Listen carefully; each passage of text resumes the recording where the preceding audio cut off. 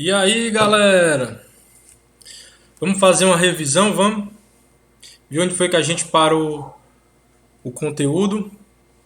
E aí, quando for nas próximas videoaulas, a gente dá sequência ao conteúdo, tá certo? Então, hoje eu vou começar com essa frase que tá aí. Na natureza, nada se cria, nada se perde, tudo se transforma. Essa frase é de Lavoisier, né? Lavoisier é considerado o pai da química. E ele fala em transformação. E aí eu dou um exemplo de energia, né? A energia ela só é o quê? Transformada. A energia eólica, transformada em energia elétrica. A energia solar, transformada em energia elétrica. Beleza? A história da química orgânica, ela é marcada por esses quatro nomes, né? Que tiveram grande importância, né? Que é Berga, Berzelius, Wöhler e Kekulé. Basicamente, Berga ele vai dividir a química orgânica da inorgânica. A química orgânica, a química das substâncias dos organismos vivos. A química inorgânica, das substâncias dos minerais. Não tinha vida, né? Depois veio Berzelius e reforçou o que Bergman falou com a teoria da força vital ou vitalismo. Ele falava que toda substância orgânica tinha origem de ser vivo, né? Logo depois veio Wöhler. E aí Wöhler ele vai pôr fim à teoria da força vital. Ele em laboratório, através de uma reação conhecida como síntese da ureia, ele vai aquecer o cianato de amônio e vai ter como produto a ureia. A ureia é um composto orgânico. O cianato de amônio é inorgânico. Então ele produzia um composto orgânico, uma substância orgânica de algo que não tinha vida. E aí ele pôs fim à teoria da força vital de Berzelius. Certo? Ao lado aí tem a molécula da ureia, né? E você vai observar que na estrutura dela tem carbono. Isso vai ser importante. Por quê? Porque aí vai vir Kekulé e aí vai definir a química orgânica como sendo a química dos compostos do elemento carbono.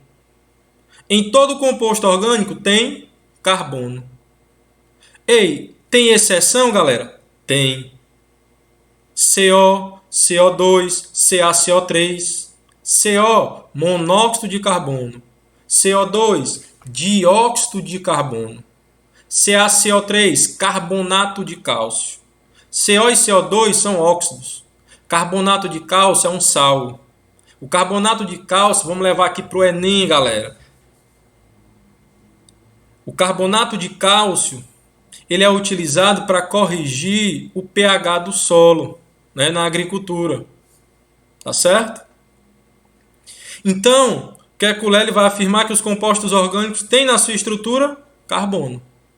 Beleza? E aí, se o carbono ele é o elemento mais importante de um composto orgânico, a gente tem que fazer o estudo do carbono. Como o carbono é um elemento químico, os elementos químicos estão organizados em uma tabela. E aí, se você for lá, você vai ver que o carbono tem como número atômico, se você for na tabela, né? Tem como número atômico número 6. Isso quer dizer que ele tem 6 prótons. E aí, galera? Todo elemento no estado normal, o número de prótons é igual ao número de elétrons. Então, isso quer dizer que se ele tem 6 prótons, ele vai ter 6 elétrons. E isso é importante por quê? Porque sabendo a quantidade de elétrons, a gente pode fazer a distribuição eletrônica de acordo com o diagrama de Linus-Pauling. Qual é a sequência? 1s2, 2s2, 2p6, 3s2, né? Mas em que momento eu paro? Quando chegar na quantidade 6. Aí é só contar o númerozinho que está em cima das letras. 1s2, 2s2, ó, 4, né? 2, 2, 4, né? 1s2, 2s2, 2, era para ser 2p6. Se eu colocar 6, vai passar, vai dar 6 mais 2, 2 vai dar 10. Então, ao invés de colocar 6, eu coloco 2. Por quê? 2 mais 2, 4. Com mais 2, 6. E aí, a distribuição do carbono é 1s2, 2s2 e 2p2. Isso mostra que o carbono ele apresenta duas camadas. Na primeira camada, 2 elétrons. Na segunda, 4 elétrons. 2 mais 2, 4. Né? E aí, essa camada, essa segunda camada, é a última camada do elemento, que é a camada de valência, que é onde ocorrem as ligações. Então, se o carbono ele apresenta 4 elétrons, na última camada, tá aí as bolinhas que representam os elétrons. Se o carbono ele apresenta 4 elétrons na última camada, de acordo com a teoria do octeto, para ele conseguir a estabilidade, né, um elemento, para ele conseguir a estabilidade, ele tem que ficar com 2 ou 8 elétrons na última camada, na camada de valência. Obedecendo aí, né, a teoria do octeto, né? E aí, galera, o carbono ele tem 4. Ele, para ficar estável, ele precisa de mais 4. 4 mais 4, 8, né? E aí, se você observar, nesse composto aí, o CH4, eu tenho um carbono e 4 hidrogênios. E o hidrogênio ele só tem um elétron. Se você fizer a distribuição eletrônica do hidrogênio, você vai ver que é 1s1, ele tem só um elétron. Cada hidrogênio só chega com 1. O carbono tem 4 elétrons e cada hidrogênio chega com 1. Se você olhar agora, a gente em torno do carbono vai ter 4 pares de elétrons, mostrando que agora o carbono tem 8 elétrons. Se você contar, cada par desse pertence tanto ao carbono como ao hidrogênio. Então, o carbono ele tem 8 elétrons agora. E aí, esses 4 pares de elétrons mostram que o carbono ele faz 4 ligações, porque um par de elétrons é uma ligação. E em torno do carbono tem 4 pares, então 4 ligações. Daí o carbono ser o quê? Tetravalente. Tetra, 4, valente, ligação. E isso é importante. O carbono ele é tetravalente. E o carbono, dessas 4 ligações, né? Se você olhar aí esse primeiro composto, as 4 ligações são simples, é só um tracinho, né? Mas o carbono embaixo, se você olhar carbono por carbono, nesse composto que está embaixo, você vai ver que o carbono ele faz 2 simples e uma dupla. No outro composto ele faz uma simples e uma tripla. E no outro tem um carbono que faz 2 duplas. Então o carbono tanto ele pode fazer 4 ligações simples, como ele pode fazer 2 simples e uma dupla, como ele pode fazer uma simples e uma tripla, como ele pode fazer 2 duplas. Mas ele nunca deixa de fazer 4 ligações. Então fica atento, existem 3 tipos de ligações: simples, dupla e tripla. E aí, Kekulé, ele afirmou que o carbono era tetravalente, que essas 4 ligações eram ligações iguais, né? Essas 4 valências eram iguais, e que o carbono tinha a capacidade de se unir a outros carbonos, formando o que a gente chama de cadeia carbônica. Se você olhar aí, todos esses carbonos formam uma cadeia carbônica. Ao lado tem a imagem de uns caranguejos, né? E aí eu costumo dizer que a cadeia carbônica é como se fosse uma corda de caranguejo. Os caranguejos ali, um agarrado no outro. Os carbonos estão ali, um ligado ao outro. Tá certo? Beleza? E o carbono ele pode ser classificado como primário, secundário, terciário e quaternário. É fácil, olhe para o composto, né? Embaixo aí tem um composto com cores diferentes, mostrando que o carbono primário é o que está na cor vermelha. Por quê? Porque das 4 ligações, uma é com outro carbono. O secundário, das 4, 2 é com carbono.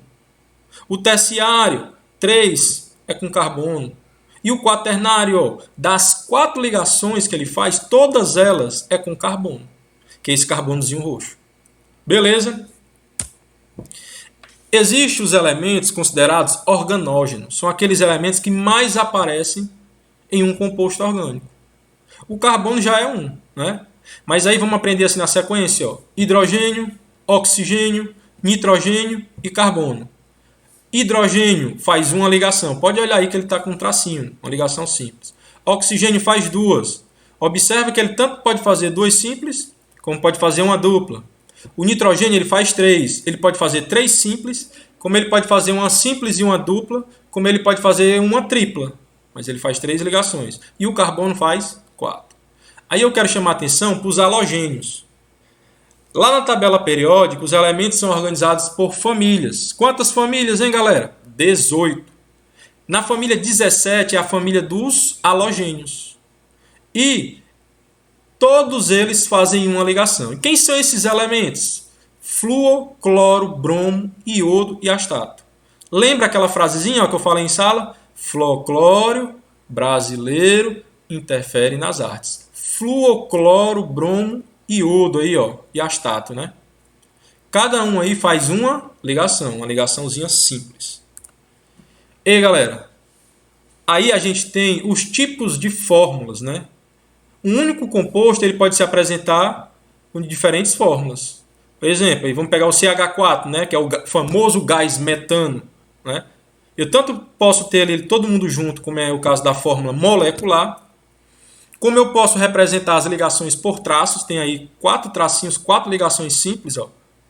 É a fórmula estrutural plana, forma estrutural. E ao lado eu tenho as ligações representadas por pares de elétrons, que é a forma de Lewis. Eu tenho 4 pares de elétrons, as 4 ligações do carbono, né? Só que ela está representada por pares de elétrons. Então essa fórmula é a forma de Lewis.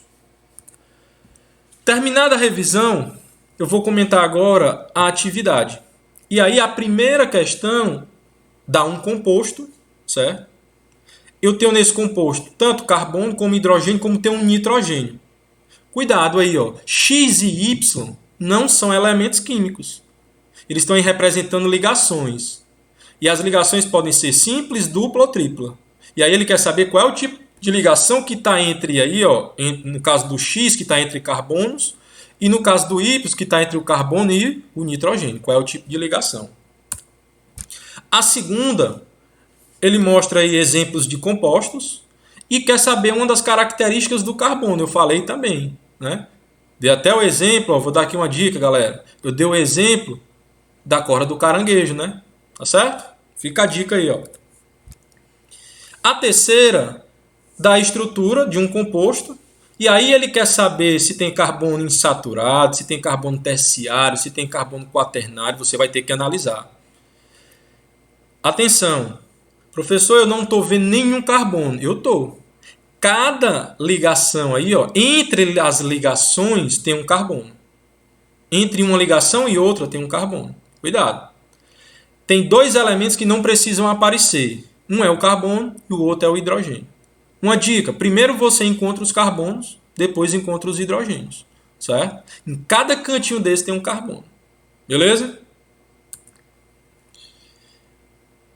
A última questão, a quarta, também mostra um composto, só que ele quer saber a forma molecular, ele quer saber a quantidade de cada elemento.